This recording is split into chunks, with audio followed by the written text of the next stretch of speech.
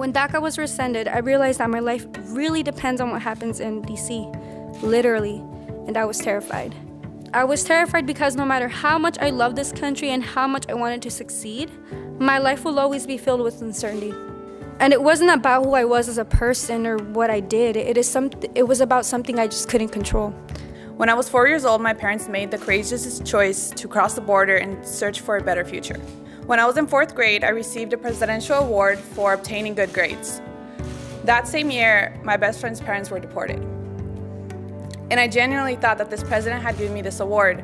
So in my head, I conjured up this conversation of what I would tell the president if I ever got the chance to meet him. I would tell him of how I wanted to become a teacher, how my parents didn't make much, but they shouldn't be taken away. I remember being angry and confused because my parents weren't doing anything wrong. Assembly Resolution 11 supports the DREAM Act, as well as protective temporary status for everyone that resides across the United States.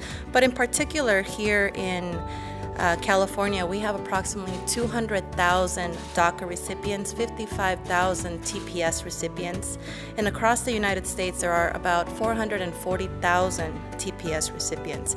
So it's very urgent for us to be in support of this resolution and for Congress to find a pathway to a comprehensive immigration pathway to citizenship. We work with you, we study with you, shop with you, we serve you, and even go to church with you. We, the people with conditional status, urge you to find a solution to this madness. This isn't about left or right. This is about our middle ground, in which we are all human beings. I had the privilege of receiving DACA when I was 16 years old, and every 2 years since then, I have to pay to demonstrate to the country that my dreams matter. So I continue to work towards my goals. DACA is only a Band-Aid on a wound that continues to bleed. We need a permanent solution now.